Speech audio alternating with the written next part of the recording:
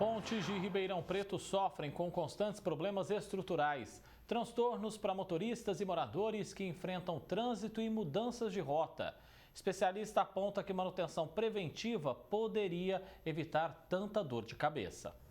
A ponte da Rua Aliados, que corta a Avenida Eduardo André Matarazzo, a via norte de Ribeirão Preto, precisou ser interditada.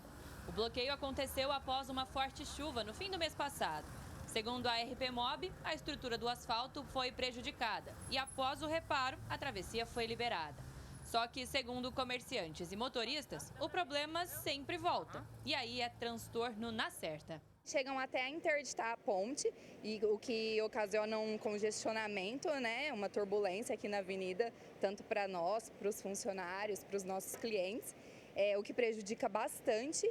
E aí passa 1-2 dias de interdição, eles liberam, a gente acredita que está solucionado o problema, quando na verdade não está, né? Abriram um buraco, jogaram os material, não sei o que é aquilo, tampou de novo. Eles arrumaram ali e afundou de novo. Aí agora eles veio de novo, tampou e vai afundar de novo. É só chover. Chover vai afundar. E é perigoso aquele lugar ali, viu? Por quê? Quando você passa com o volante aqui, ó, se você já descuidar um pouquinho, faz assim, ó. Por isso que as pessoas caem no buraco muito por causa disso aí. O presidente da Associação de Moradores do Tanquinho reclama que são poucas as opções de retornos e desvios. No fim, toda a mobilidade da Zona Norte acaba prejudicada. Se você faz uma obra, você tem que dar uma alternativa para a pessoa sair. Então, e hoje não está tendo. Porque se você vier sentido bairro, você pegar a Via Norte e entrar na Rua Aliados, você demora de 25 a 30 minutos só para você chegar até a Costa Silva.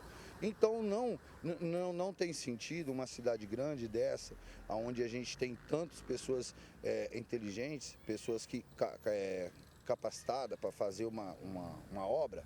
Então a gente pergunta por que isso acontece. Nós levamos um engenheiro civil até o local que avaliou a estrutura da ponte e o serviço que foi feito. Na visão dele, a medida tomada não vai ser suficiente para sanar o problema. A estrutura da ponte em si, ela ainda não foi abalada. O problema aqui são as cabeceiras da ponte. Então o que acontece? Como não foi feito nenhum tipo de arrimo protegendo esse talude, esse barranco que encosta na ponte, ele está cedendo, ele está erodindo, ele está escorregando para dentro do rio. Com isso, o nível do solo que está em volta da ponte está baixando. Uma solução aí não é simplesmente colocar um pavimentinho suavizando a rampa para subir, mas sim uma obra mais complexa para que essa obra possa durar aí mais 20, 30 anos. Porque se você largar e deixar do jeito que está, daqui a pouco todo esse talude que está em volta da ponte vai ruir para dentro do córrego, aí vai ficar muito mais caro, vai deixar um transtorno muito maior. E você coloca uma coisa que ela não vai ser realmente que ela vai resolver o problema, mas ela vai tampar aos olhos, ela tampou o problema ali naquele momento, né? Deu certo, vamos deixar assim, mas depois logo em seguida temos que fazer de novo. E esse dinheiro, ele vem sendo da onde? Está usado de quem? É nós que vamos ter que reembolsar.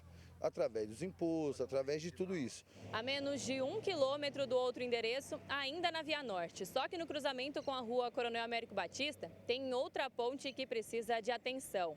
Por aqui, a parte lateral da estrutura está prejudicada e precisa de manutenção.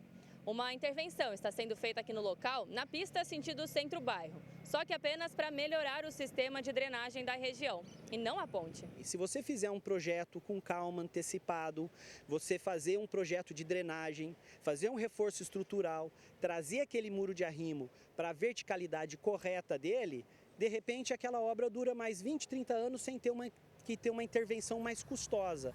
E economiza tempo e dinheiro, afinal de contas, é tempo e dinheiro nosso. O medo é que algo semelhante à erosão na ponte da Avenida Ubirajara de Souza Roxo, em Bonfim Paulista, aconteça. A estrutura cedeu em janeiro por conta das fortes chuvas. Desde então, o local está interditado e prejudica o fluxo de veículos.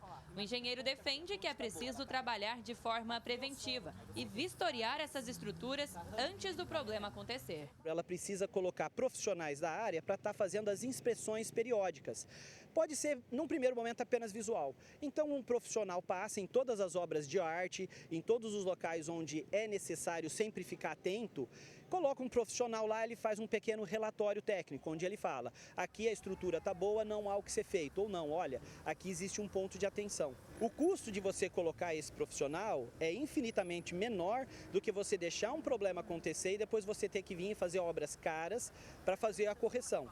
Porque não é só o valor da obra, é o tempo da obra que vai causar os custos indiretos. Alice Carvalho para o Jornal da Clube.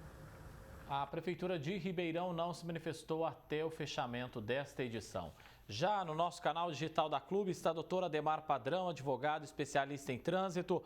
Doutora, a gente percebe que os problemas estruturais envolvendo pontes têm se tornado cada vez mais comum. Por qual razão isso tem acontecido, doutor? Falta até gestão, zelo por parte do poder público na análise do senhor? Uma ótima tarde. Boa tarde, André. Boa tarde a todos que assistem e acompanham o Jornal da Clube. André, a gestão é sinônimo de eficiência e, na questão jurídica, a eficiência é um princípio da administração pública. Essa reportagem mostrou muito bem e foi muito bem explicado pelo engenheiro o que pode acontecer quando não existe realmente uma gestão voltada a criar uma agenda para a cidade em relação às obras de artes, que são as pontes, as travessias, os viadutos, enfim, todo esse estrutural da cidade. Então, como foi muito bem colocado por ele, o custo disso é muito alto, seja o custo social, com a interrupção, ou até o pior, que é um acidente, e o custo econômico, porque, lembramos, nós todos pagamos essa conta. Então, quando falamos da gestão, que geralmente o município, através do prefeito, diz que tenta fazer de forma democrática, essa gestão ela tem que, na verdade, estar sujeita ao crivo da população na reclamação. E essa reclamação ela não é fundada, ela tem fundamento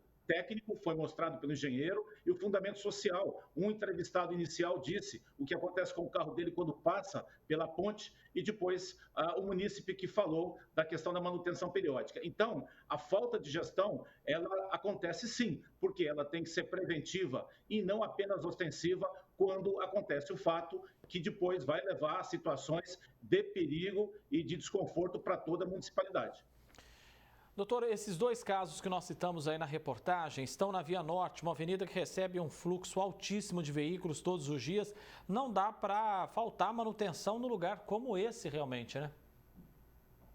Sim, eu transito periodicamente por ali e digo que realmente a primeira sensação é de perigo e depois é de desconforto. E a gestão, André, é o seguinte, a baixa gestão em um lugar da cidade ameaça a gestão por toda a cidade. E temos assistido isso em outros pontos da cidade, que não só aquela localidade do norte da cidade.